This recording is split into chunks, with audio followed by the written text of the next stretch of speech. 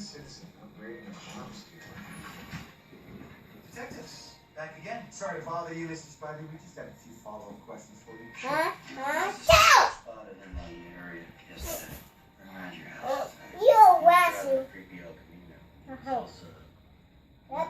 You're racing. Okay. Is he the dog? Help.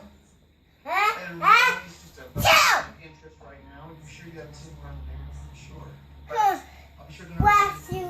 Well, thanks again for your time. So, do you still have our card? I sure do. And let me just say, I really appreciate the effort you guys are making to keep this neighborhood safe.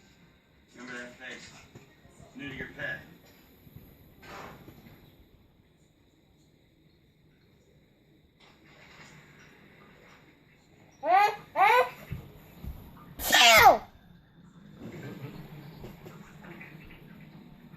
You sort out this little problem.